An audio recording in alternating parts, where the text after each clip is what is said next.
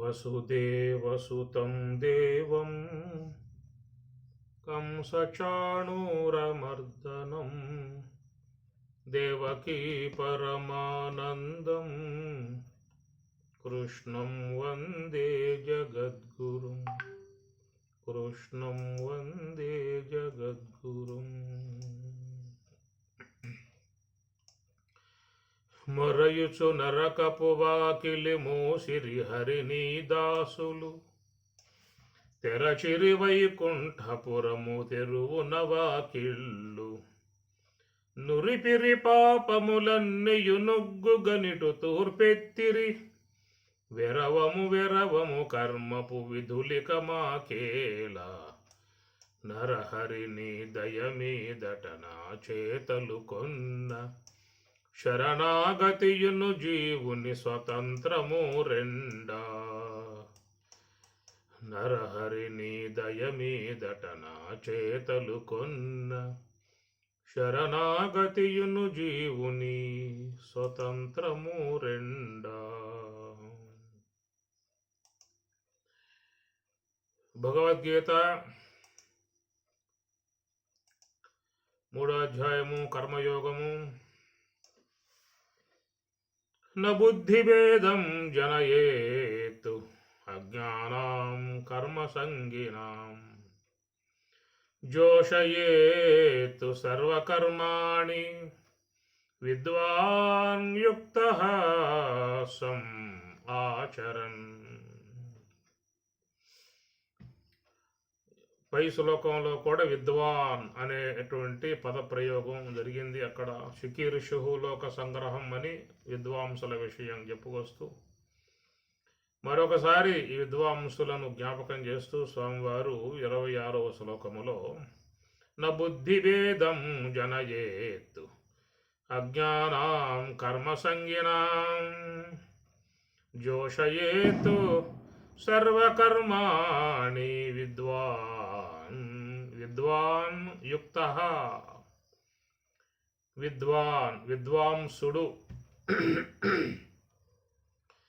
పరిపూర్ణమైనటువంటి యొక్క జ్ఞానాన్ని పొందిన ఉన్నటువంటి వారిని విద్వాంసులు అంటారు. బ్రహ్మజ్ఞాన విధానముగా ఉన్నటువంటి వారిని విద్వాంసులు. ఇక్కడ పరమాత్మ పదప్రయోగం చేస్తూ విద్వాన్ యుక్తః సం ఆచరన్. యుక్తః అంటే కూడి ఉండుట. అందువల్ల బ్రహ్మజ్ఞానులకు ఈ పదాన్ని వాడతారు. పదప్రయోగం ఇది బ్రహ్మజ్ఞానులకు మాత్రమే వర్తించే అంశం ఇది. యుక్తః అనే మాట. ఇక రాబోయే శ్లోకాలలో కూడా యుక్తః కర్మఫలం త్యక్త్వా శాంతిం ఆప్నోతి నైష్ఠికీం అయుక్తః కామకారేణ ఫలే సక్తః నిబధ్యతే అని ఇదే అధ్యాయంలో మీకు రాబోయే శ్లోకాలలో స్వామివారు అక్కడ కూడా యుక్తుడనేటువంటి మాటకు చాలా గొప్ప అంశాలను బోధింపబోతూ ఉన్నారు. అక్కడ చూద్దాం విషయాన్ని. యుక్తః అనేటువంటి దానికి నిర్వచనం 4వ అధ్యాయంలో కూడా స్వామివారు పరిపూర్ణమైనటువంటి యొక్క అంశం అందిస్తారు. అక్కడ యుక్తః మామూలుగా ఏంటంటే యుక్తః అంటే కూడి ఉన్నటువంటి వాడు అని చెప్పనేటువంటిదిగా చెప్తారు మామూలుగా. కానీ భగవద్గీతలో స్వామివారు కొన్ని పదాలు వాడినప్పుడు ఆ పదముల యొక్క సంబంధమై ఉన్నటువంటి అర్థాన్ని ఆయనే చెప్పి ఉన్న సందర్భాలు ఉన్నాయి. ఇది గమనించాల్సిన అంశం ఇది. ఎందుకంటే మనం ఆ పదాలకి మనకు తెలిసినటువంటి విధానంలో అర్థాలని పూరిస్తాం. కానీ ఏ యొక్క భగవంతుడు ఆ పదాన్ని వాడాడో ఆ పద సంబంధమైన నిర్వచనం స్వామివారే చెప్పి ఉన్నట్లయితే దానిని గ్రహించడం మనకి సముచితము. అది యుక్తః అనే పదం మీకు రాబోయే అధ్యాయంలో చాలా సమగ్రంగా చెప్పుకొస్తారు. యుక్తః అనేటువంటి పదం చెప్పుకొస్తారు. జ్ఞాన విజ్ఞాన తృప్తాత్మా కూటస్థః విజిత ఇంద్రియః యుక్తః ఇతి అన్నాడు అక్కడ. యుక్తః ఇతి ఉచ్యతే చెప్పబడును. యుక్తః ఇతి యుక్తుడు అని ఉచ్యతే చెప్పబడును. అంటే ఏవేవి కలిగి ఉంటే యుక్తుడు అనే మాటకి స్వామివారు అక్కడ జ్ఞాన విజ్ఞాన తృప్తాత్మ అని అన్నారు. జ్ఞాన విజ్ఞాన రెండు ఉండాలన్నమాట. సాధారణంగా లోకంలో చాలామందిలో ఈ జ్ఞానం అనేది ఉంటుంది. జ్ఞానము అంటే రెండు రకాలు: ప్రపంచ జ్ఞానము, పరమార్థ జ్ఞానం, రెండు ఉంటాయి జ్ఞానాలు. ప్రపంచ జ్ఞానం అంటే ఇంద్రియాల ద్వారా రోజువారీగా మనం పొందేటువంటి అంశాలని ప్రపంచ జ్ఞానం. వస్తు సంబంధమై ఉన్న జ్ఞానం, విషయ సంబంధమై ఉన్న జ్ఞానం. అది రాజకీయ పరంగా ఉండవచ్చు, వ్యావహారిక పరంగా ఉండవచ్చు, వ్యవసాయ పరంగా ఉండవచ్చు, ఉద్యోగ పరంగా ఉండవచ్చు. ఈ ప్రకారంగా ఉన్నటువంటివన్నీ కూడా అది ప్రకృతి యొక్క సంబంధ జ్ఞానాలు అయ్యింది. కోటి విద్యలు కూటి కోసమే అని పదం కూడా వాడుతూ ఉంటారు. ఇవన్నీ ఏమిటంటే జ్ఞానాలు జీవితం భద్రం చేసుకోవటానికి, వనరులు సంపాదించుకోవటానికి, జీవితాన్ని బాగా ఎంజాయ్ చేయడానికి, కుటుంబాన్ని పోషించుకోవటానికి, ఇలాగా ఉన్నటువంటి దానికి ఎన్నో విద్యలు లోకంలో ఉన్నాయి. అవి కూడా జ్ఞానమే అంటారు. ఆత్మజ్ఞానమా అని అంటే మాత్రం అది వస్తు సంబంధ జ్ఞానం, ప్రపంచం యొక్క సంబంధ జ్ఞానం అది. కాబట్టి ఆ జ్ఞానాలతో మోక్షం అనే విషయం ఎక్కడా కూడా చెప్పింది లేదు. వాటి వలన సొసైటీలో గొప్పవారుగా పేరుగాంచవచ్చు, గొప్ప గొప్ప వనరులు సమకూర్చుకోవచ్చు, కొత్త కొత్త వాటిని సృష్టించి లోకానికి అందించవచ్చు. ఏదేమైనా పంచభూతములతో సంబంధపడి ఉన్నటువంటి యొక్క జ్ఞానాన్ని అది ప్రపంచ జ్ఞానము, వస్తు జ్ఞానము, విషయ జ్ఞానము అని చెప్పని అంటారు. ఈ ప్రపంచం కంటే వేరే ఉన్నటువంటి పారమార్థిక వస్తువు బ్రహ్మం, ఆ బ్రహ్మము యొక్క సంబంధమై ఉన్నటువంటి దానిని అది ఆత్మజ్ఞానం అనేటువంటి పేరుగా పెట్టారు. అలాంటి ఆ జ్ఞానాన్ని మనం సమకూర్చుకోవాలని చెప్పి అన్నట్లయితే మరి మహాత్ముల వద్ద, మహాత్ముల సన్నిధిలో కూర్చొని వారి ద్వారా ఆ జ్ఞానాన్ని మనం పొందాల్సి ఉంటుంది. మేము గతంలో చెప్పుకున్నాం, కృష్ణ పరమాత్మల వారు కూడా మరి ఆయన కూడా నాకు ఎలాంటిది పొందాల్సిన అవసరం లేదు, పొందబడాల్సిన అవసరం లేదు, అయినా కానీ నేను కర్మయోగమునందు ఉన్నా అని చెప్పిన మాట చెప్పినప్పుడు ఆయన కూడా మరి సాందీప ఆశ్రమానికి పోయి సాందీప ఆశ్రమంలో స్వామివారికి సేవలు చేసి కందమూలాదులను భుజిస్తూ నేల పడకను శయనిస్తూ సన్నిధి స్నానాన్ని శీలిస్తూ అరణ్యంలో ఎంతో కాలం ఉన్నాడు. సాందీప ఆశ్రమంలో స్వామివారు ఉన్నారు. ఇది అప్పటి ఆచారం అలాగే ఉండేదన్నమాట. అది కృష్ణుడు చిన్నప్పుడే వెళ్ళిపోయాడు కదా, ఆ జైల్లో కనటము, ఆ తర్వాత యోగమాయ అక్కడ పుట్టడము, ఈ వసుదేవుడు తీసుకుని పోయి రేపల్లిలో యశోద ఇంట్లో వదిలిపెట్టి రావటం, ఇవన్నీ మనం గమనిస్తాం భాగవతంలో. అలాగా మరి పసిబిడ్డగా ఉన్నప్పుడే వెళ్ళిపోయినటువంటి దూరమైనటువంటి యొక్క బిడ్డ మరి 10వ ఏట వాళ్ళకి సన్నిధికి వచ్చినప్పుడు మరి వాళ్ళు ఎంతో ఆనందపడ్డారు, సంతోషపడ్డారు. నా బిడ్డ వల్ల తిరిగి వచ్చాడనేటువంటి ఉత్సాహం, ఎంతో ఉల్లాసం, ఆనందాన్ని పొందారు వాళ్ళు. అన్నప్పుడు అట్లాగే తన బిడ్డను తన వద్దే ఉంచుకోవాలి కదా. కానీ గర్గుడి చేత ఉపనయన సంస్కారాలు చేయించి యజ్ఞోపవేధారణ చేసి విద్యాభ్యాసం కోసం అరణ్యాలకు పంపించేశారు. చూడండి, ఎంతో కాలంగా దూరమైనటువంటి యొక్క తన కుమారుడు దగ్గరైనప్పుడు మరి అక్కడే వాళ్ళు ఉంచుకుంటారు. ఒకవేళ మనకై కూడా అలాంటిది ఏమన్నా ఎవరికన్నా కలిగి ఉన్నట్లయితే మరి ఏం చేస్తారు? మా అబ్బాయి ఇప్పుడే దక్కాడు, చిన్నప్పుడు ఎప్పుడో తప్పిపోయాడు, ఇప్పుడు వచ్చాడు మా ఇంటికి అని ప్రకారంగా ఎవరో కూడా తిరిగి మరలా విద్యాభ్యాసం కోసం అరణ్యాలు ఎవరు పంపించరు. ఒకవేళ గురువు గారికి తన గృహంలో మంచి ఏసీ రూమ్ ఏర్పాటు చేసి ఆయనకు అన్ని సఫరీలు చేయించే విధానం పని వాళ్ళని పెట్టి మా అబ్బాయి ఇక్కడే బోధించండి, మీ అవసరం రాడు, అక్కడ ఉండే అవకాశాలు కావు, అదంతా కూడా అరణ్యం, చాలా దోమలు చీమలు అనేక జీవులు ఉంటాయి, ఇబ్బంది పడే పరిస్థితి ఉంటుంది, అందువల్ల మీరు ఇబ్బంది పడద్దు, మా వాడు ఇబ్బంది పడద్దు, మీరే మా గృహానికి రండి, మీకు మంచి రూమ్ ఏర్పాటు చేస్తాం, ఏసీ ఏర్పాటు చేస్తాం, ఒక కారు కూడా ఏర్పాటు చేస్తాం, పని వాళ్ళని ఏర్పాటు చేస్తాం అనే విధానంగా మనం చెబుతాం కదా. మరి అప్పటి వాళ్ళు చెప్పారు వాళ్ళు. చూడండి, ఇది అప్పటి ఉన్నటువంటి ఆచారం. అదే విధానంగా రాముడి విషయంలో కూడా ఎప్పుడో వృద్ధాప్యంలో దక్కినటువంటి బిడ్డలు మరి విద్యాభ్యాసం కోసంగా రామలక్ష్మణులను వశిష్ఠ ఆశ్రమానికి పంపించి అరణ్యంలో విద్యాధ్యయనం చేయించారు. ఇదొక ఒక చక్కటి ఆచరణాత్మకమై ఉన్నటువంటి విధానము. అట్లా మరి మహాత్ముల వద్ద సన్నిధిలో కూర్చుని తత్వశాస్త్రాన్ని అధ్యయనం చేసేటువంటి విధానం ఉంటుంది. దానివల్ల కలిగేటువంటిది మరి పరమార్థ సంబంధమై ఉన్న జ్ఞానం, ఆత్మ సంబంధమై ఉన్న జ్ఞానం, ఇంద్రియ అగోచరమై ఉన్నటువంటి స్వరూపతత్వాన్ని చక్కగా అవలోకనం చేసుకునే విధానంగా కలుగుతుంది. కాబట్టి దాన్ని జ్ఞానము అన్నారు. పరమాత్మ జ్ఞానం అనే పదంతోనే సరిపెట్టకుండగా జ్ఞాన విజ్ఞాన తృప్తాత్మ అనే మాట వాడారు. జ్ఞానము విజ్ఞానం రెండు ఉండాలని చెప్పి అన్నారు. విజ్ఞానం అనేది సాధన ద్వారా సంపాదించుకునేటువంటిది. అది అనుభవ సంబంధమై ఉన్నటువంటి అంశాన్ని విజ్ఞానము అని చెప్పని అంటారు. ఇవన్నీ కూడా మీరు గ్రహించుకోవాల్సిన అంశాలే. ఏడా మీకు రావు, పోతే ఏదో చెప్తారు, దాంట్లో ముంచి పారేస్తారు. చక్కటి అంశాలు విచారించుకోండి, సందేహాలు వస్తే రాసి పెట్టుకోండి. మీకు కావాలంటే ఒక రోజు సందేహాలు సమాధానాలు కూడా పెట్టుకోవచ్చు. మనం చక్కగా అవగాహన పొందవచ్చు. అది మీ జిజ్ఞాసను బట్టి ఆధారపడి ఉంటుంది. అది అంతే సంగతులు. కాబట్టి ఈ ప్రకారం పరమాత్మ అంటున్న మాట కేవలం జ్ఞానం కాదయా, విజ్ఞానం కూడా కావాలి. విజ్ఞానం అంటే విశేషమైనటువంటి జ్ఞానం. అది నివృత్తి మార్గము ద్వారా ఆ స్వరూప స్థితి అనుసరించి ఉన్నటువంటి దానిని విజ్ఞానము అని గ్రహించుకోండి. జ్ఞానము అని చెప్పనంటే పుస్తకాల ద్వారా లేదా మహాత్ముల ప్రబోధకుల ద్వారా లభించే అవగాహనను జ్ఞానము అంటారు.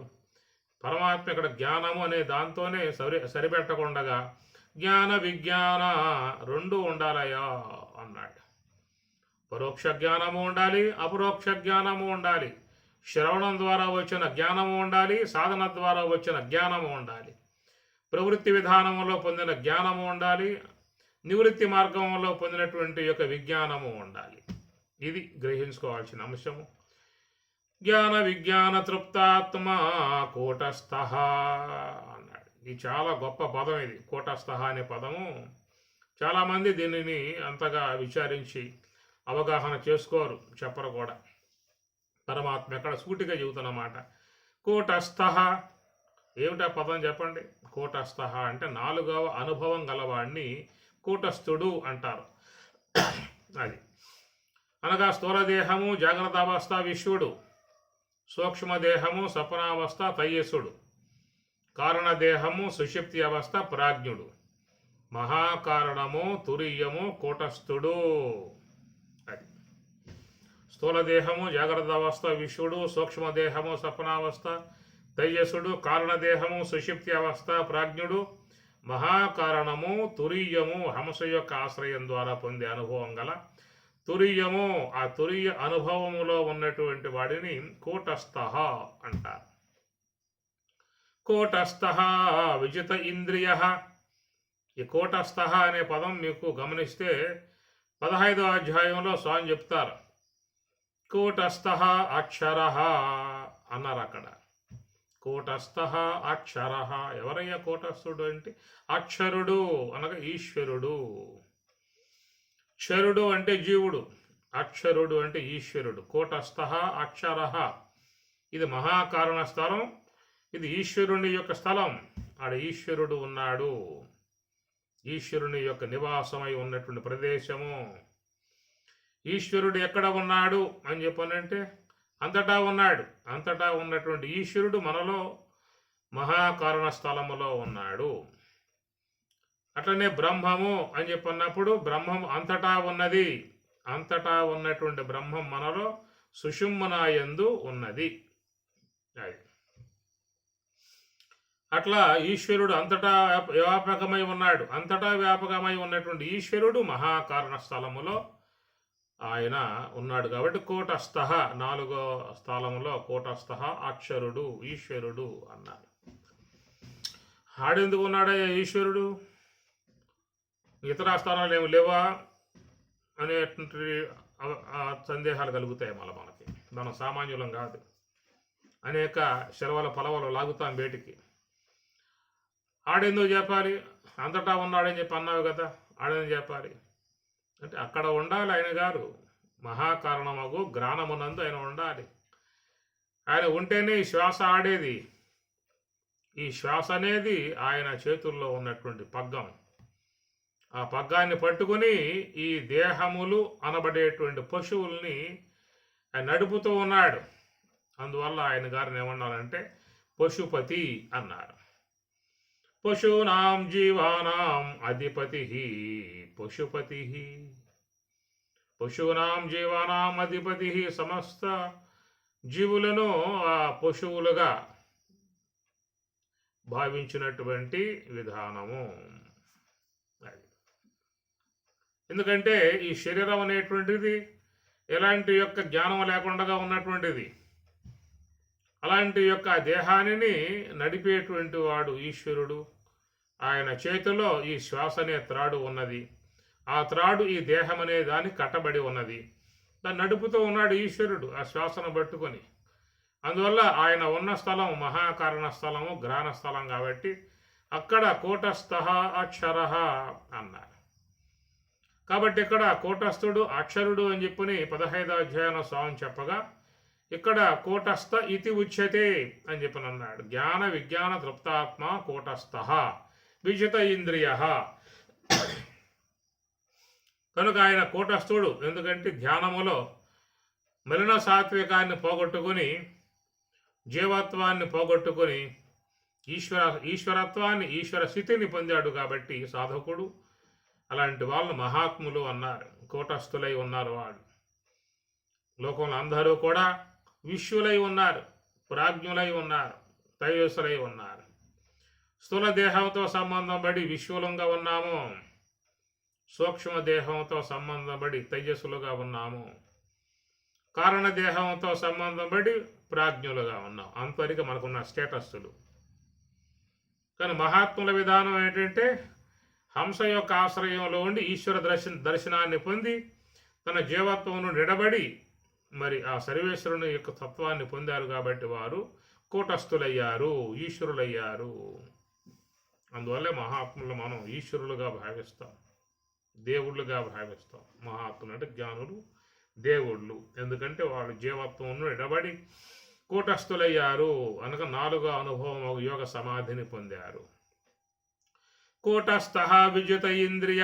ఇంకొక విశేషం ఏంటంటే విజిత ఇంద్రియ, జిత ఇంద్రియ. ఇంద్రియాలను జయించి ఉండటం అదొక విధానం. కానీ జయించడం కాదు, విజిత ఇంద్రియ, విజిత. ఇంకా విశేషముగా వాటిని పూర్తిగా వాటిని తన అధీనంలోకి తెచ్చుకున్నటువంటి వారుగా చెప్పే మాట కూటస్థ విజిత ఇంద్రియ. జిత ఇంద్రియ, విజిత ఇంద్రియ. వి ఉపసర్గ. ఏమి జిత అంటే జయించడం, జయింపబడ్డటువంటి ఇంద్రియములు గలవారు. జయించడమే కాదు, పూర్తిగా తమ స్వాధీనం చేసుకున్న విధానం కాబట్టి విజిత అని చెప్పిన అన్నారు. ఆ ప్రకారంగా ఉన్నటువంటి వారెవరో వారిని కూటస్థ ఇతి ఉచ్యతే. వాళ్ళని కూటస్థులుగా చెప్పే మాట అని పరమాత్మ అన్నాడు. ఆ విధముగా మరి దానికి యోగ సమాధి, జ్ఞాన సమాధి, బ్రాహ్మి అనుభవం కలిగి ఉన్నటువంటి వారిని ఇక్కడ యుక్త అని పరమాత్మ ఎంత చక్కగానూ చెప్పుకొచ్చాడు. జోషయేత్ సర్వకర్మాణి విద్వాన్ యుక్త సం ఆచరన్. కనుక ఈ విద్వాంసుడై ఉన్నటువంటి జ్ఞాని, బ్రహ్మజ్ఞాని ఉన్నదే ఆయన విషయంలో స్వామివారు చెప్తూ ఉన్నారు. అయ్యా, మీరు బ్రహ్మజ్ఞానులై ఉన్నారు, స్వరూప అనుభవాన్ని పొంది ఉన్నారు, పరమసత్యాన్ని గుర్తించి ఉన్నారు, సత్యాసత్యాలు చక్కగా విడదీసి పరమసత్యాన్ని మీరు పొంది ఉన్నారు, ఉపనిషన్మార్గంలో ప్రయాణం చేసినటువంటి వాళ్ళై ఉన్నారు, స్వరూప స్థితిలో ఉండి ఆనందించేటువంటి వారుగా ఉన్నారు. ఈ విధముగా ఉన్నటువంటి మీరు లోకములో ఉన్నటువంటి వారికి ఒక్కసారిగా మీరు బుద్ధి భేదాన్ని పొందించమాకండి అని స్వామివారు సలహా ఇస్తూ ఉన్నాడు ఈ శ్లోకంలో. అలాంటి యొక్క వాస్తవిక విధానాన్ని పొంది ఉన్నటువంటి యొక్క మహాత్ములు ఎవరైతే ఉన్నారో వాళ్ళు ఈ లోకములో ఉన్నటువంటి వారికి ఒక్కసారిగా వాళ్ళకి బుద్ధి భేదాన్ని మీరు పొందింప చేయవద్దు అంటూ ఉన్నాడు. నా బుద్ధి భేదం జనయేత్తు, నా జనయేత్తు పుట్టింపరాదు, వాళ్ళకి బుద్ధి భేదాన్ని పుట్టింపరాదు. ఎందుకంటే అజ్ఞానం కర్మసంగినాం, లోకములో ఉన్నటువంటి మానవులకు రెండు విశేషణాలు స్వామి చెబుతున్నాడు ఇక్కడ. అజ్ఞానం కర్మసంగినాం,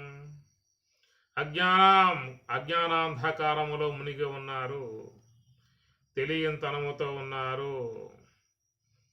ఎవరైనా మనలో పోయి వీధిలో పోయి వాళ్ళని పట్టుకొని నీకు భగవద్గీత వచ్చంటారా అని చెప్పి అడగండి, నాకేం తెలియదు అంటాడు. ఉపనిషత్తులు నీకు వచ్చా అని చెప్పి అని అడగండి, నాకేమీ తెలియదు అంటాడు. నువ్వు మహా అజ్ఞానివిరా అని చెప్పి అన్నావు అనుకో, ఈడ్చి కొడతాడు ఆ పని పట్టుకున్నావు, ఒప్పుకోడు. నువ్వు అజ్ఞాని అంటే వాడు ఒప్పుకొని చావడం. అందువల్ల అలాంటి వాళ్ళ దగ్గర జాగ్రత్తగా ఉండాలి. ఎందుకంటే గతంలో ఎంతోమంది మహాత్ములు ప్రమాదంలో పడ్డారు. అజ్ఞానం కర్మసంజ్ఞానం, కర్మలలో ఇరుక్కుపోయి ఉన్నారు, తెలియంతనంతో ఉన్నారు. లోకంలోకి ప్రతి ఒక్కటి తెలియంతనంగానే వస్తారు. ఆ తెలియంతనాన్ని పోగొట్టుకోవాలంటే మహాత్ముల వద్ద కొద్ది కాలం పాటు టయాన్ని స్పెండ్ చేయాలి, సమయాన్ని హెచ్చించాలి. అట్లాగా పూర్వకాలంలో చేశారు. గురుని శిక్ష పొందాలి. గురుని శిక్ష లేక గురు తెట్లు గలుగును, అజునికైన వాని అబ్బకైనా తాళపు చెవి లేక తలుపెట్లు ఊడును, విశ్వదాభిరామ వినురవేమ అని అన్నాడు వేమనాచార్యుల వారు. గురుని శిక్ష లేక గురు తెట్లు గలుగును, అజునికైన వాని అబ్బకైనా. ఆయనకి భయం ఉంది. అజుడు అంటే బ్రహ్మ, ఆ బ్రహ్మదేవుల వారి తండ్రి గారు ఈ శ్రీమన్నారాయణుడు. అంతటి మహానుభావుడు కూడా పట్టుకొని అజునికైన వాని అబ్బకైన అది వేమన సమస్తాన్ని వదిలిపెట్టి గోసికొడ పీక అవతల పారేసి కూర్చున్నవాడు. వాడికే భయం ఉంది, బ్రహ్మజ్ఞానికే భయం ఉంది. మనం ఏదైనా మాట వదలని చెప్పని వెనక ముందు బాగా ఆలోచించుకొని 10 సార్లు విచారించుకొని అప్పుడు మాట్లాడాల్సి వస్తుంది. మనకి ఎన్ని భయాలు మనకి మాట్లాడాలని చెప్పడం. అయ్యో అంతా అదనమా స్వామివారి అయితే అట్లా అంటావా, చెంపలేసుకో ఇవన్నీ చెప్తామా. వాడికి ఏముంది, వేమనకి మొత్తం ఇప్పి పక్కన మారేశాడు. సర్వం సహా అన్నీ అనుభవించాడు, మొత్తం వదిలిపెట్టి పక్కన కూర్చున్నాడు. పరిపూర్ణ స్థాయిని బ్రాహ్మీ అనుభవాన్ని పొందినవాడు కాబట్టి ఆయనకి ఇంకా బాధ ఏముంది. ఇంకా అజునికైన వాని అబ్బకైనా గురుని శిక్ష లేక గురు తెట్లు గలుగును, గురువు చెల్లగింజ కుంభమీ దేహంబు ఆత్మ కలుష పంకం అడుగుబట్టు అంటాడు ఇంకో మాటలో. గురువు చెల్లగింజ కుంభమీ దేహంబు ఆత్మ కలుష పంకం. ప్రతి ఒక్క వ్యక్తి సూక్ష్మదేహంలో ఈ కల్మషాలు చేరిపోయాయి. మొత్తం కూడా అనేక జన్మలుగా కల్మషాలు, అనాత్మ సంబంధమై ఉన్న వాసనలు, సంస్కారాలు, అజ్ఞాన సంబంధమై ఉన్నటువంటి యొక్క విషయాలు ఎన్నో మనసులో సూక్ష్మదేహంలో పెద్ద పర్వతంలాగా చేరుకుపోయి ఉన్నాయి. దాన్ని సంచిత కర్మ అనే పేరు పెట్టారు. ఇది ఎన్ని జన్మలు ధరిస్తే ఈ కొండ తరుగుతుందో కూడా అర్థం కాని వ్యవహారం. అలాంటి ఆ విధానంగా ఉన్నటువంటి ఆ సమస్త కర్మ రాశినంతటినీ కూడా గురువు చెల్లగింజ కుంభమీదే. పూర్వకాలం ఘటములో నీళ్ళల్లో మాలిన్యం ఉంటే ఆ మాలిన్యం పొగట్టడానికి చిల్లగింజ పొడేసేవాళ్ళట. ఆ చిల్లగింజ బాగా నూరి ఆ పొడి వేయటం కారణంగా అదేం చేస్తుందంటే నీళ్ళలో ఉన్నటువంటి దోషాలను అడుగు కింద దాకా తీసుకుపోతుంది. కాబట్టి ఆ నీరు వాళ్ళకి వాడుకోవడానికి యోగ్యంగా ఉండేవి. అప్పటి కాలపు విధానం కాబట్టి అవి ఏమన్నా ఆ మాట చెప్పాడు, గురువు చిల్లగింజ కుంభమీది. అట్లా శిష్యుల యొక్క దేహములో అనేక జన్మల గడపడి ఉన్నటువంటి కల్మషాలు అన్నిటినీ కూడా తన జ్ఞానబోధ అనేటువంటి చిల్లగింజ పొడేసి సమస్త కల్మషాలనే తొలగింపజేసే విధానంగా గురువు చేస్తున్నటువంటి విధానముగా చెప్పుకొచ్చారు. అట్లాగా మరి ఆ గురు సన్నిధిలో ఉండి మరి తత్వశాస్త్రాన్ని చక్కగా అధ్యయనం చేసినటువంటి విధానం జీవితంలో ఉండగలిగితే ఏదైనా కొంత జ్ఞానం కలిగే అవకాశం ఉంటుంది. మరి అలాంటిది ఏమి లేకపోయే మరి స్వతసిద్ధముగా విశ్వంలోకి వచ్చేసిన జీవులు ఎట్లా ఉన్నారయ్యా అని చెప్పనంటే కర్మ సంగినాం అజ్ఞానాం కర్మ సంగినాం, ఈ రెండు కూడా షష్ఠీ భక్తి బహువచనాలు. అజ్ఞానాం కర్మ సంగినాం కనుక కర్మలతో అనుబంధం కలిగి ఉన్నారు, దేహేంద్రియ సంఘాతంతో తగులుకొని ఉన్నారు. ఇంద్రియాలు అనేటువంటి వాటి ఇష్టానుగుణ్యంగా మానవుణ్ణి తమ వైపుకు లాక్కుపోతూ ఉన్నాయి. ఒకవేళ వీడు ససేమిరా అని చెప్పి అన్నా కానీ ఆ లోన ఉన్నటువంటి ఇంద్రియాలు మాత్రం ఊరుకునే పరిస్థితులు లేవు. కాబట్టి వాటికి ఏం కావాలో అవి పొందడమే వాటి యొక్క ఉద్దేశం అన్నమాట. నీ ఇష్టం ఎవరికి కావాలి, నీ ఇష్టం ఎవరికి కావాలి అని చెప్పన్న విధానాలుగా వాడికి ఇష్టం ఉన్నా ఇష్టం లేకపోయినా తీసుకుపోయి వాటికి ఇష్టమై ఉన్నటువంటి యొక్క వాటిగా నిలబెడతాయి. ఒకవేళ మనకేదైనా ఇష్టమై ఉందనుకో అవి ఒప్పుకుని చావు, ఒప్పుకోవు ఏమి. ఇప్పుడు నీవు కూర్చోండి, ఒక మాట టీవీ ఉందనుకోండి, ఆ టీవీ ఆన్ చేసావు అనుకో, ఓ సినిమా ఆరంభమైందని చెప్పనంటే అక్కడ ఒళ్ళు ఇల్లు మొత్తం మర్చిపోయి తిండి తీర్థాలు కూడా లేకుండా 2 అయినా 3 అయినా కానీ లెగవకుండా అట్లాగే 2 గంటలన్నర ఆ సినిమా అయిపోయేదాకా ఆడే కూర్చుంటాం కదా. లెగవం కదా. భోంచేవాయా అన్నం ఆరిపోతుందని ఇంట్లో వాళ్ళు మురబెట్టుకుంటున్నా కానీ అయిపోవచ్చింది, మంచి మూమెంట్లో ఉంది, ఇంకో 5 నిమిషాలే అంటాడు. అంత ఇంట్రెస్ట్ అన్నమాట. ఎందుకంటే అది మనసుకు ఇష్టమై ఉన్నది, ఇంద్రియాలకి ఇష్టమై ఉందన్నమాట. కాబట్టి అందుచేత అవి కూర్చుంటాయి, లెగవనేవో ఏమి. వాటికి ఇష్టమై ఉన్నటువంటి వాటిలను లాక్కుపోతాయి. నీకు ఇష్టమైంది ఏమిటంటే మీ గురువు గారు ఏదో చెప్పాడు, ఏదో జ్ఞానం బోధించాడు, నీకు ఒక మార్గం, యోగ మార్గం, శ్వాసపై నిఘా మార్గం తెలియజేశాడు.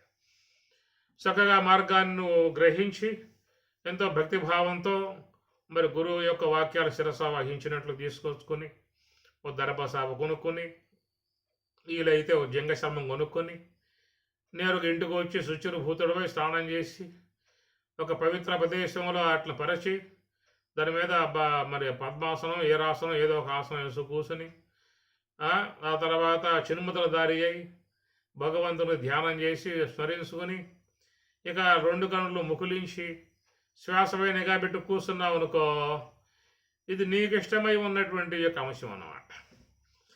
ఇక్కడ కూర్చోగానే ఏమవుతుంది, ఇక లోపల నుంచి అయ్యా సార్లేలే అని చెప్పి అంటాను. దుంప దేగ కూర్చుని 5 నిమిషాలు అయ్యిందే, కానీ ఒక అరగంటనే కూర్చొని అంటాడు వీళ్ళు. ఎక్కువ అవకాశాలు లేవు, నో పర్మిషన్, కనుక నీకు 5 నిమిషాలు టైం ఇస్తున్నాను, అయిపోయిన టైం లేవు అని చెప్పినాడు. అందువల్ల మీరు చూడండి, కావాలంటే అరగంట సేపు కూర్చోవాలంటే బ్రహ్మ ప్రళయం అవుతుంది. ఎందుకు, అది నీ ఇష్టం, అది నీ ఇష్టం. అది సాగనేవే లోన ఉన్నటువంటివి నీ ఇష్టాన్ని సాగనేవు. నీ ఇష్టం ఎవడో గర్భోడి ఇష్టం, మాకు చాలా ఉన్నాయి ఇష్టాలు, అవి అయిన తర్వాత ఖాళీ ఉంటే చూసుకో అని కూర్చొనివ్వు అన్నమాట. అందువల్ల నాకు ఇష్టమైంది చేయనివ్వబో, నీకు ఇష్టం వాటికి ఇష్టమైనవి ఏమన్నా చూసారా ఎంత లెక్కని తీసుకుపోతాయి. ఒక కొత్త సినిమా వచ్చిందా అని చెప్పనంటే వాడు అరగంట ముందే పోతాడు, ఆ కీలో నుంచుంటాడు. ఆ ఫస్ట్ షో అనమాట అది, ఫస్ట్ టికెట్ కొనే ఉద్దేశం ఉంది వాడికి. ఇక తోపులాట, పైకి ఎక్కుతాడు, అలానే పడతాడు, నడుస్తాడు, సొక్కాలు తిరుగుతాయి, ఎన్నో తిరుగుతాయి, నా తంటాల వాడి టికెట్ కొనుక్కొని లోన పోయి కూర్చుంటాడు. ఎంత ఉబలాటమో, ఎంత ఉత్సాహం, ఎంత విధానం ఆ పోరాటం. అదే రామ చైతన్యట ఈ మన ఆలయంలో సప్తాహం పెట్టారు, భగవద్ సప్తాహం అని. అట్లాగా టమటమా కొట్టితే ఎవడైనా గంట ముందు వస్తాడా ఉపన్యాసం వినడానికి? ఎందుకంటే అది ఆత్మోన్నతికి ఇష్టమై ఉన్నటువంటి అంశం అది. అందువల్ల అక్కడ మాత్రం వాడు రాడు. సగం అయిపోయాక ఒకవేళ వస్తే రావచ్చు. వచ్చినా కానీ వాడు వినడు. ఆ స్తంభాన్ని ఆనుకుంటాడు, నిద్రపోతాడు. ఆ వాడిని చెప్తాడు పక్క వాడితో, అయ్యా స్వామివారు శాంతిమంత్రం చెబుతారు, అప్పుడు నన్ను లేపండి అంటాడు. ఇలాంటి విధానం. మనం జూమ్ పెట్టాం, ఇన్ని పైసా ఖర్చు లేదు, హాయిగా కుర్చీల్లో కూర్చొని వినవచ్చు, రావచ్చుగా, పోకుండా ధ్యానం అని చెప్పి అన్నాగా. ఎవరు వస్తున్నారు ధ్యానానికి? 2-3 ఉంటారు ధ్యానం చేసేవాళ్ళు. మిగతా వాళ్ళంతా ఏం చేస్తూ ఉంటారు? నిద్రపోతూ ఉంటారు. అయిన తర్వాత అప్పుడు మెల్లమెల్లగా వస్తూ ఉంటారు. ఎందుకంటే ఇది ఆత్మోన్నతి విషయం కాబట్టి నీకు సంబంధించిన అంశము, అందువల్ల అవి రానివ్వవు. అది వాటికి సంబంధించిన అంశం అయితే ముందే వచ్చి కూర్చుంటాయి. ఈ పూట రిలీజ్ అవుతుంది పిక్చరు, మీకు ఈ పూటే మీకు ఇబ్బంది లేకుండా ఉండడానికి టీవీల్లో పెట్టేస్తున్నాం అని కనుక ముందే కనుక వార్త వస్తే ఏం చేస్తారో చెప్పండి? జూముల్లో రేపు వస్తారులే స్వామి గారు, అప్పుడు వినొచ్చు, ఇప్పుడు 8:30కే సినిమా స్టార్ట్ అని చెప్పి అంటున్నారు, మనం ముందు పోగంట ముందు ఇక్కడ కూర్చోవాలి, మళ్ళీ మిస్ అయిపోతే ఇబ్బంది అవుతుంది. జూమ్ ఒకటి కట్టి పారేసి టీవీ ముందు కూర్చుంటారు. కారణం ఏంటంటే వాటికి ఇష్టమై ఉన్నటువంటి వాటిలను అవి ముందుగా ఏర్పాటు చేసుకుంటాయి. మన ఆత్మోన్నతికి, మన యొక్క తరింపుకి, మన ఉద్ధారానికి, జీవుడి యొక్క బ్రహ్మైక్యానికి, జీవోద్ధరణకు, మన సంబంధమై ఉన్నటువంటి అంశాన్ని ఆ ఇంద్రియాలు, ఆ వాసనలు, ఆ మనస్సు అవి ఒప్పుకోవు అంతే. ఒకవేళ వచ్చి కూర్చున్నా కానీ ఇక లే అయిపోయింది, ఇంకేం కూర్చుంటావు, ఇంకా పద అంటామంటే పోగంట కల్లా. ఇది ఉన్నటువంటి విధానము. ఇంద్రియాలు వాటి యొక్క రాజ్యమే మనలో ఏర్పడి ఉన్నది అని. అందువల్లే స్వామివారు స్వరాజ్యం అనే పేరు పెట్టాడు ఆశ్రమానికి. చాలామంది వశిష్ఠాశ్రమము, వ్యాసాశ్రమము, యాజ్ఞవల్క్యాశ్రమము, ఇంకా భరద్వాజాశ్రమము, భృగు ఆశ్రమము ఇట్లాగా పెట్టుకుంటూ ఉంటారు. లేదా కృష్ణ ఆశ్రమము, రామానంద ఆశ్రమము, విష్ణు ఆశ్రమము, ఇక్కడ దేవతల పేర్లు పెట్టుకుంటూ ఉంటారు. కానీ స్వామివారు ఇక్కడ చూస్తే ఏ పేరు లేదు, స్వరాజ్యాశ్రమం, స్వరాజ్య సంఘం, స్వరాజ్యం అన్నారు. ఇదేమిటయ్యా? ఎవరు పెట్టరే లోకల్ లాంటి పదాలు? స్వరాజ్యం ఏంటి? ఏదైనా వశిష్ఠాశ్రమము, లేదా వ్యాసాశ్రమము, ఇంకేదైనా భరద్వాజాశ్రమము, యాజ్ఞవల్క్యాశ్రమము, లేదా కృష్ణాశ్రమము ఇలా పెట్టుకోవాలి. కానీ ఈ స్వరాజ్యాశ్రమం ఏమిటి? ఏమైనా అర్థం ఉందా? అరే స్వరాజ్యం వచ్చి ఇప్పుడు 50 ఏళ్ళ పైన అయిపోయింది, ఇంకా స్వరాజ్యం ఏంటి? ఇది వీడికి ఉండేటువంటి ఆలోచన అన్నమాట. అసలు స్వరాజ్యం అంటే ఏమిటో తెలిస్తే మానవునికి. కాబట్టి ఏంటంటే వీడు ఉన్నది ఎక్కడంటే మనోరాజ్యంలో ఉన్నాడు, ఇంద్రియ రాజ్యంలో ఉన్నాడు. ఇంద్రియ రాజ్యం, మనోరాజ్యంలో ఉన్నటువంటి వాడికి ఇక స్వరాజ్యం అంటే ఏం అర్థమవుతుంది? కనుక స్వరాజ్యం అంటే ఏమిటో స్వామివారే వాడిని కూర్చోబెట్టి, నాయన ఇదిరా స్వరాజ్యం అంటే అని చెప్పాలి. ఆడికి చెప్తే తప్ప అది అర్థం కాని అంశం. అది ఆప్నోతి స్వరాజ్యం ఆప్నోతి మనసస్పతి వాక్పతి చక్షుష్పతి శ్రోత్రపతి ఏతత్తతో భవతి ఆకాశ శరీరం బ్రహ్మ సత్యాత్మ ప్రాణారామం మన ఆనందం శాంతి సమృద్ధం ఇది ప్రాచీన యోగ్యోపాస్వ. తైత్రీయంలో ఎంత ప్రతిష్టాత్మకముగా మహర్షి ఆ స్వరాజ్యం అనేటువంటి దానికి ఎంత గొప్ప అంశం మనకి ఇచ్చాడో తెలుసుకుంటే అర్థం అవుతుంది. అంత లెక్క ఎవరు పోరు. దాన్ని బట్టే స్వామివారు స్వరాజ్యం అనే పేరు పెట్టాడు. ఆప్నోతి స్వరాజ్యం, ఎవరైతే స్వరాజ్యాన్ని పొందుతూ ఉన్నాడో అట్టి వానికి కలిగేటువంటి అనుభవం ఏంటని చెప్పానంటే మనసస్పతి వాక్పతి చక్షుష్పతి శ్రోత్రపతి. ఆ విధముగా స్వరాజ్యమును పొందినటువంటి వారట మరి ఇంద్రియాలకు అధిపతిగా ఉంటారు, మనస్సుకు అధిపతిగా ఉంటారు, వాక్కులకు అధిపతిగా ఉంటారు. వాళ్ళ అధీనంలో మొత్తం పనిచేస్తాయి. ఈ ఇంద్రియాలన్నీ కూడా మరి ఆత్మజ్ఞాని యొక్క అధీనంలో ఉంటాయి. మరి మన పరిస్థితి ఏమిటి అంటే ఇంద్రియాలకు, మనస్సుకి, వాసనలకు మనం దాసులం అయిపోయాం. మనపై అధికారం అవి చలాయిస్తూ ఉన్నాయి. ఇంద్రియాల మాట మనం వింటున్నామా, మన మాట ఇంద్రియాలు వింటున్నాయా అని ప్రశ్న వేసుకుందాం ఒకసారి. ఏమైంది? కొమ్ము మునిగిపోయేది. మనస్సు మాట మనం వింటున్నామా, మన మాట మనస్సు వింటుందా అనేది చూసుకోవాలి కదా, కాస్త అయినా విచారించుకోవాలి కదా. అందువల్ల లోకంలో అందరూ కూడా ఇంద్రియాలకు దాసులు అన్నారు. రమణ భగవాన్ వారు అడిగాడు, అరే మీరు ఈశ్వర సేవకుల ఇంద్రియ సేవకుల అని ప్రశ్న వేశాడు రమణ భగవాన్ల వారు. చూడండి, కావాలంటే మీకు రమణ భగవాన్ల వారి సంభాషణలు ఉంటాయి. ఆ సంభాషణల్లో చాలా విషయాలని రమణ భగవానులు చెప్పుకొస్తారు. ఎవరైనా అడిగితే ఆ విధంగా చెప్పే సమాధానం ఉంటాయి అక్కడ. అదే సంభాషణలు అన్నారు రమణ భగవానుల వారిది. మీరు ఇంద్రియ సేవకుల ఈశ్వర సేవకుల అని అడిగిన మాటకి జవాబు ఏం చెప్పాలి మనం? చెప్పండి, ఏం చెబుతామని చెప్పండి. ఈశ్వర సేవకులము అని చెప్పాలి కదా. అంత ధైర్యం మనకుందా? లేదు. కాబట్టి ప్రకారంగా మరి ఈశ్వర సేవకుల ఇంద్రియ సేవకుల అని అడిగిన దానికి బాహాటంగా చెప్పాల్సి వస్తే మేము ఇంద్రియ సేవకులమండి, ఇంద్రియ దాసులమండి అని చెప్పని అనాల్సి వస్తుంది. కాబట్టి ఆ పరిస్థితి ఎందుకు వచ్చిందని చెప్పానంటే మనలో ఒక ఆత్మ జ్ఞానం, ఆత్మస్థితి లేకపోవటం కారణంగా ఇంద్రియాలకు దాసులై ప్రవర్తిస్తున్నటువంటి విధానము. అవి ఏ వైపుకు లాక్కుపోతూ ఉంటే ఆ వైపుకల్లా పోతూ ఉన్నాం. మనసు ఏ వైపుకు లాక్కుపోతూ ఉంటే ఆ వైపుకల్లా పోతూ ఉన్నాం. కాబట్టి ఈనాడు మానవుడికి జీవితంలో శాంతి లేదు, సుఖం లేదు, ఆనందం లేదు. ఎప్పుడు కూడా ఏదో బాధ, దుఃఖం, వేదన. నాకు అన్నీ ఉన్నాయండి అంటాడు. ఇప్పుడు అన్నీ ఉన్నవాడికి ఇంకేమిటిరా అని చెప్పి అడిగితే శాంతి లేదండి అంటాడు.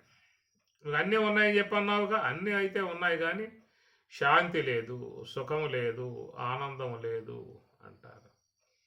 ఎందుకంటే అన్నింటి ద్వారా మనం కోరుకునేటువంటి ఇవి లభించే అవకాశాలు కావు. ఇవి కేవలం ఆత్మజ్ఞానం వల్ల లభించేటువంటి, ఆత్మానుభవం వల్ల లభించేటువంటి ఆత్మ సంబంధమై ఉన్న సొత్తు. సుఖం ఆత్మ యొక్క సొత్తు.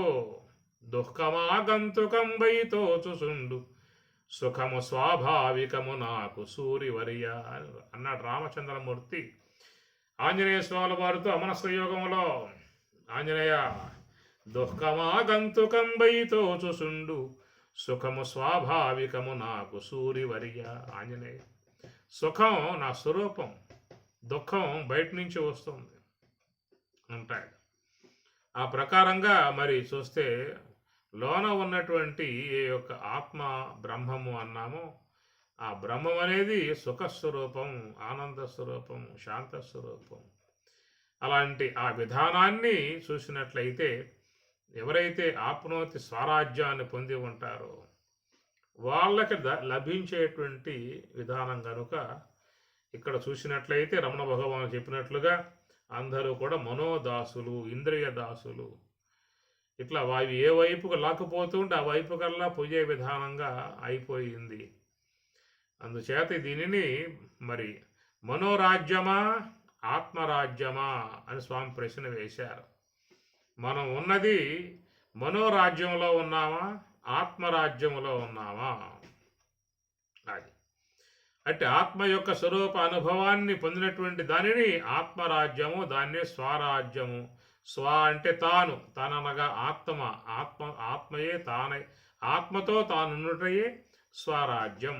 దానికి ఉపనిషత్కారులు తైత్రీయోపనిషత్తు 6వ అనువాకంలో చెప్పిన మంత్రం ఆప్నోతి స్వరాజ్యం ఆప్నోతి మనసస్పతి వాక్పతి చక్షుష్పతి శ్రోత్రపతి విజ్ఞానపతి ఏతత్తతో భవతి ఆకాశ శరీరం.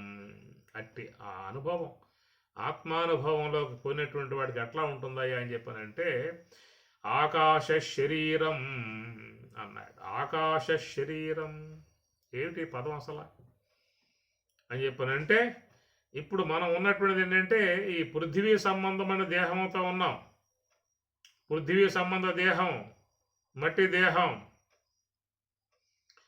మృణ్మయమై ఉన్నటువంటి దేహం, ఈ దేహ స్పృహలో మనం ఉన్నటువంటి విధానం కనుక అది మహాత్ముల విషయంలోకి రాగానే ఆయన చెప్పిన మాట ఆకాశ శరీరం.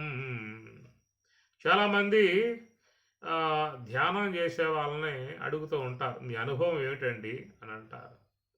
మీకేం అనుభవం కలిగిందండి అంటూ ఉంటారు. ఇలాగా అడిగే వాళ్ళలో ఉన్నటువంటి ఆలోచనలు వేరు. ఈయనకేమన్నా హిమాలయాలకు పోయిన అనుభవం ఉందేమో, వైకుంఠానికి పోయిన అనుభవం ఉందేమో, కైలాసానికి పోయిన అనుభవం ఉందేమో, లేదా బ్రహ్మలోకానికి పోయిన అనుభవం ఉందేమో, ఇలాంటివిగా ఒక దృశ్య విధానాలుగా అడుగుతూ ఉంటారు. అవన్నీ కూడా మీకు భగవద్గీతలో వచ్చే అంశాలు కావు, ఉపనిషత్తులలో వచ్చే అంశాలు కావు. ఉపనిషత్తులలో కేవలం చెప్పేటువంటి యొక్క మాట ఆత్మానుభవము.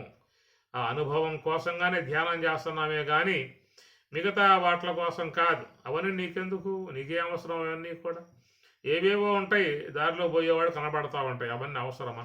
నువ్వు నీ గమ్యస్థానం చేరుకోవాలి. ఎక్కడికి పోవాలని చెప్పి అనుకున్నావో ఆడకపోవాలి తప్ప కనబడేటువంటి వాడు అన్నింటినీ పట్టుకుని నువ్వు అక్కడే కూర్చుంటావా?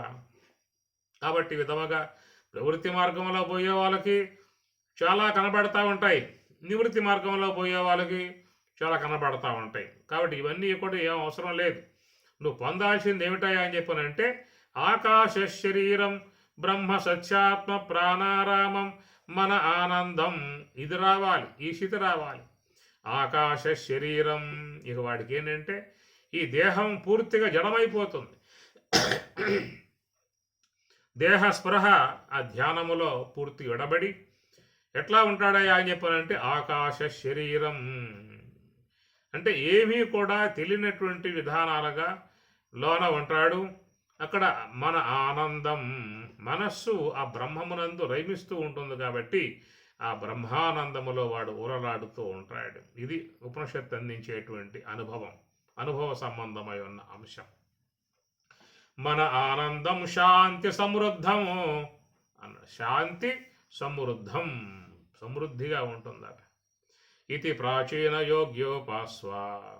ఈ ప్రకారంగా మన ఉపనిషత్తులు బోధించేటువంటి అంశం ఇది గ్రహించుకోవాలి.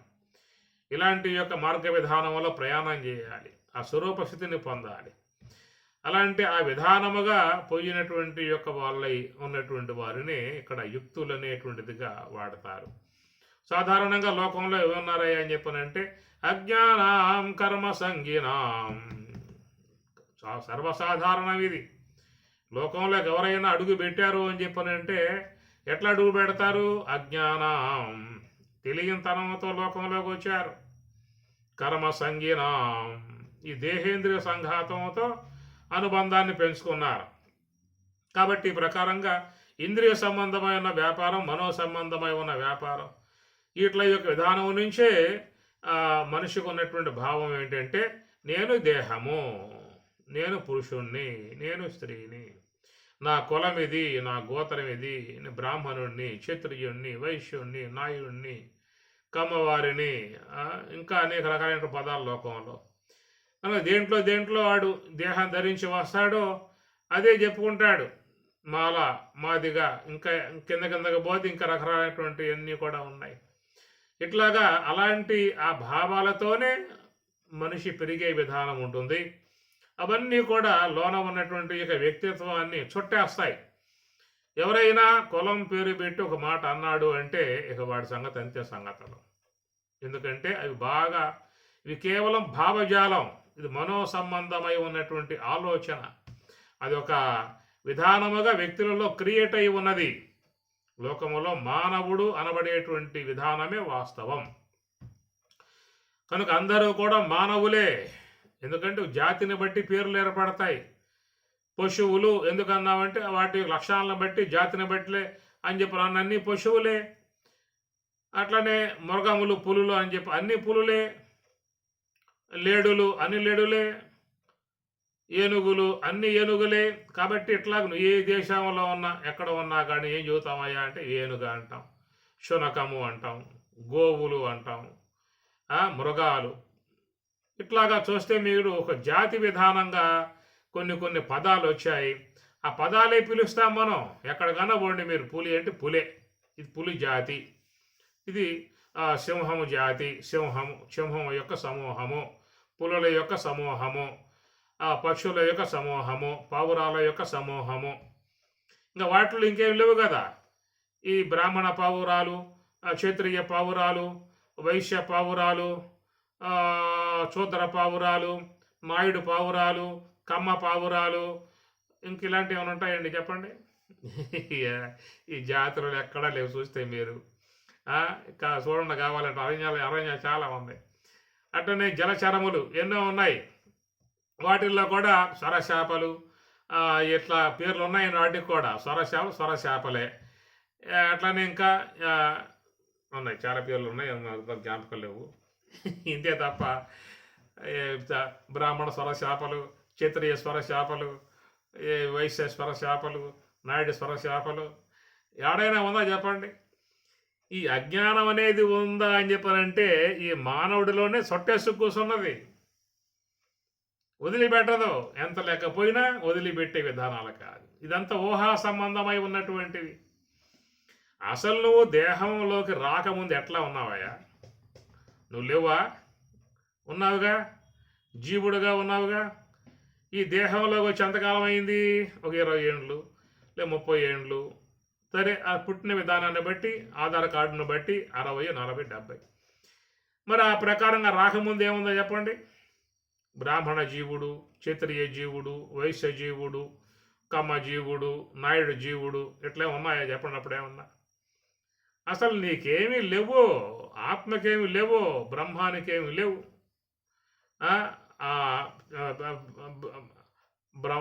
ఏమి బ్రాహ్మణ ఆత్మ, క్షత్రియ ఆత్మ, శూద్ర ఆత్మ ఉన్నాయి చెప్పండి.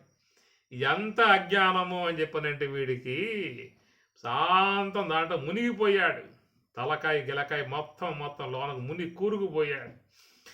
ఒక్క మాట ఎవడైనా అన్నాడా అని చెప్పనంటే నా కులం పేరెత్తి మాట్లాడుతూ ఉంటారు నువ్వు అని వాడిని బాగా చెట్టు కట్టి పారేసి వాయించి పెడతారా వాడిని. లేనివి ఏడున్నాయి చెప్పండి. నిండార రాజు నిద్రించు నిద్రయునొకటి, అండనే బంటు నిద్ర అదియునొకటి, మెండైన బ్రాహ్మణుడు మెట్టు భూమి ఒకటే, చండాలుడుండేటి సరి భూమి ఒకటే.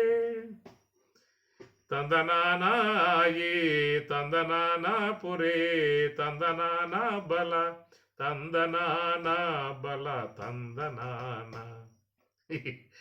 అన్నమయ్య డప్పు కొట్టి చిందేసి పాడాడు.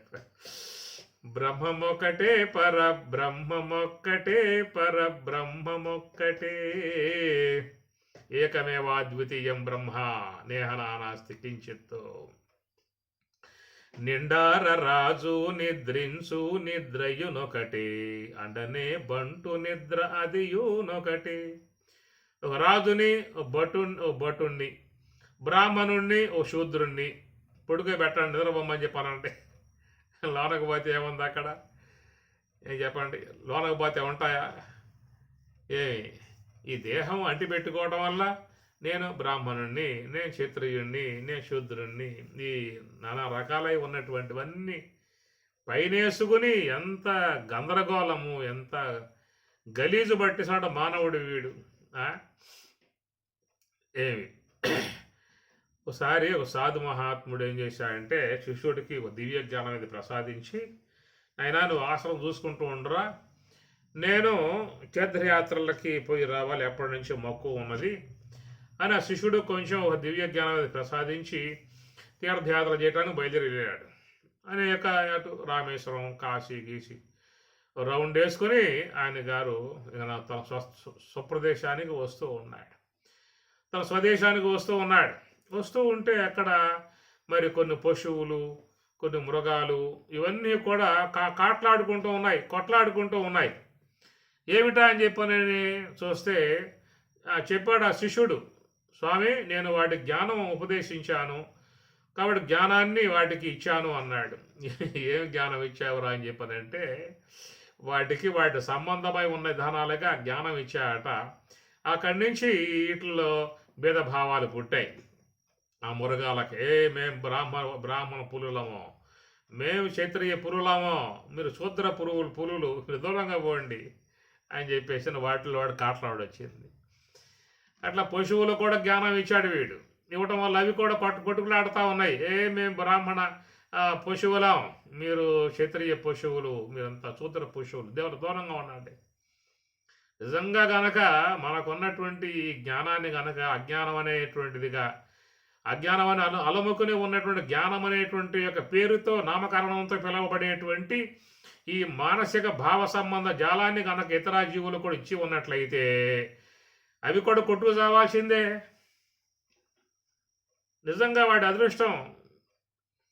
పులులన్నీ గుంపుగా ఉంటాయి, సింహాలన్నీ గుంపుగా ఉంటాయి, లేళ్లన్నీ గుంపుగా ఉంటాయి, పశువులన్నీ కూడా గుంపుగా ఉంటాయి, గోవులన్నీ కూడా గుంపుగా ఉంటాయి, పావురాలు గుంపుగా ఉంటాయి. వాటిల్లో భేదభావాలు పుట్టి సావాలి. ఆ కారణం ఏంటంటే వాటికి ఆ యొక్క కల్పిత సంబంధమైన జ్ఞానం కనుక వాడికి వచ్చినట్లయితే అవి కొట్టుకు వచ్చాయి.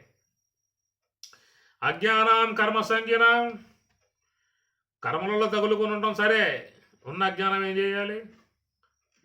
అరే నువ్వు మనిషివిరా కాబట్టి సాటి మనిషిని ప్రేమించు.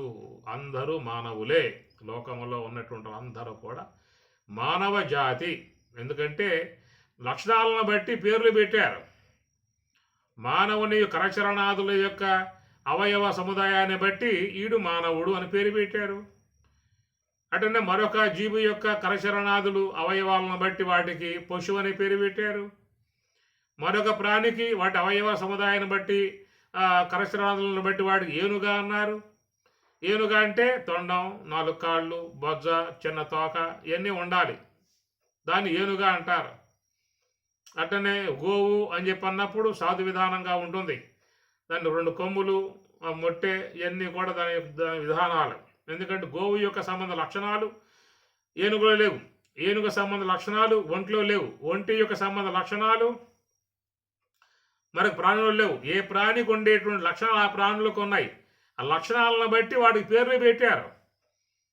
ఒకే లక్షణాలు కలిగి ఉన్నట్లయితే ఏమంటాం? ఇది గోవు అదే గోవు అంటాం, ఇది సింహం అది సింహమే. ఎందుకంటే సమాన ధర్మాలు సమాన లక్షణాలు ఉన్నటువంటివి కాబట్టి ఇది సింహమే అది సింహమే, ఇది గోవే అది గోవే.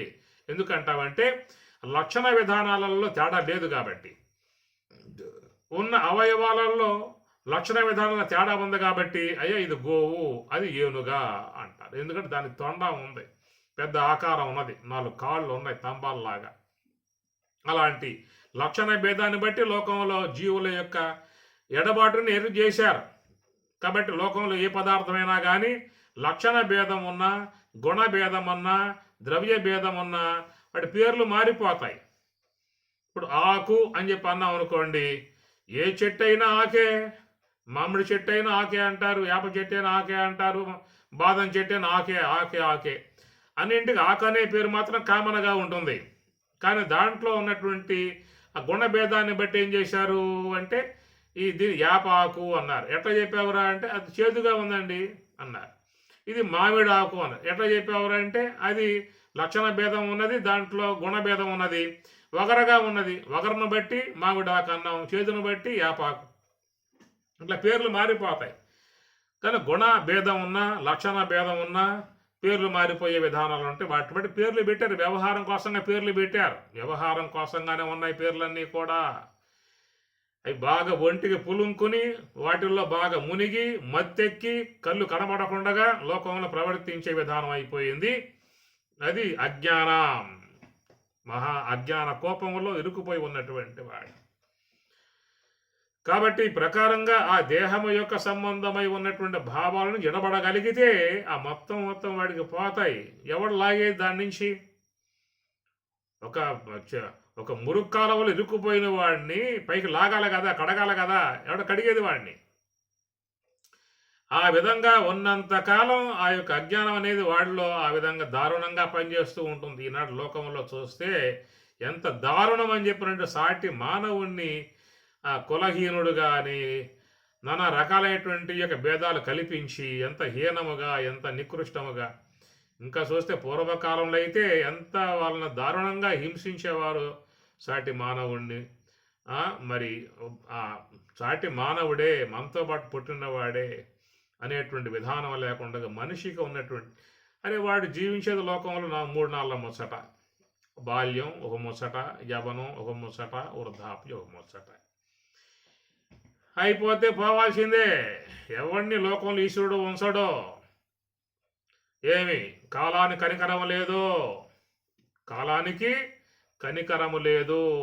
ఎంత విలపించినా ఎవరిని కూడా వదిలిపెట్టే ప్రసక్తి లేదు. సమయం అయింది అంటే తీసుకుపోవటమే. దయాదాక్షిణ్యాలు ఏమి లేవు. చుట్టూ కూర్చుని ఏడుస్తూ ఉన్నా కానీ యమునికి కనికరం ఉండదు. కనికరం ఉంచడు. అయ్యా టైం అయిపోయింది, పదా వెళ్ళిపోదాం, తీసుకుపోతాడు ఆ పని.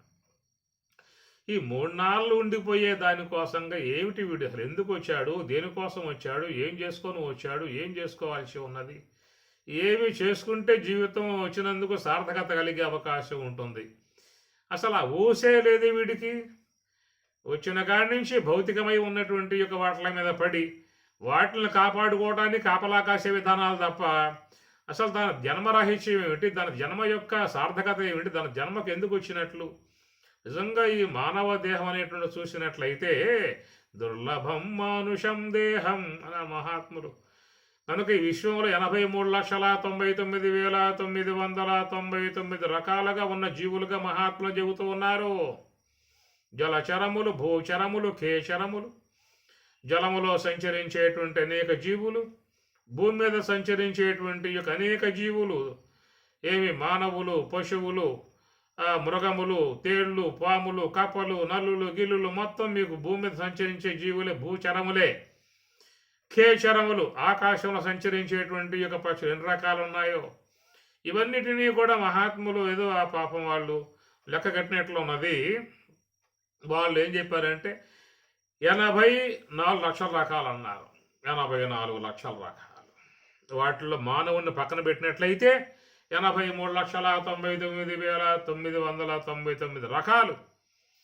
ఇలాగ అసంఖ్యాకములుగా కోటాను కోట్లగా అనంత జీవులుగా ఉన్నటువంటి వాటిలలో పడి పడి పడి పడి పడి ఎంత కాలంగా ఈ జీవుడు పశువుగాను, పక్షిగాను, క్రిమిగాను, కీటకంగాను, దోమగాను, చీమగాను నానా రకాల జాతులన్నీ కూడా అట్లు ప్రవేశించి దేహాలెత్తి నానా కష్టాలు పడి దుఃఖాలు పడి ఎట్టకేలకు ఈశ్వరానుగ్రహముతో జ్ఞానం, విజ్ఞానం, సుజ్ఞానం, ప్రజ్ఞానం, ఆత్మజ్ఞానం పొందగలిగేటువంటి యొక్క మానవ దేహములోకి వచ్చినటువంటి వాడై ఉండి కూడా ఏవైనా దాని విషయము ఏమన్నా వాడికి ఇసుమంతైనా కానీ ఉన్నదా? అజ్ఞానం కర్మ సంజ్ఞానం. ఏదైనా వాడికి నిష్కృతి మహాత్ములు శరణ పొందాలి, గురువును ఆశ్రయించాలి.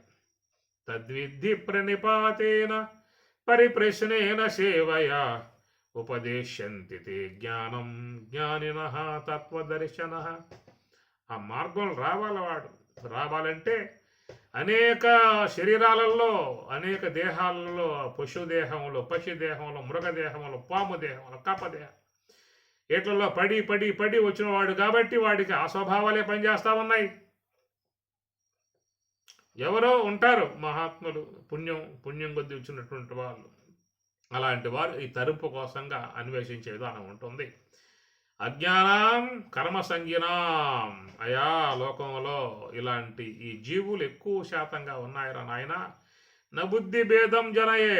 ఒక్కసారిగా నువ్వు చెప్పావనుకో అది ప్రమాదంలో పడే పరిస్థితి ఏర్పడుతుంది అని ప్రబోధకులుగా ఉన్నటువంటి యొక్క మహాత్ములను ఉద్దేశించి స్వామివారు హెచ్చరిక చేస్తూ ఉన్న శ్లోకం ఇది. ఓం సహనా భవతు సహనౌ భునక్తు సహ వీర్యం కరవావహై తేజస్వినావధీతమస్తు మా విద్విషావహై. ఓం శాంతి శాంతి శాంతి. హరి ఓం తత్సతు. శ్రీ గురుభ్యో నమః. హరి ఓం.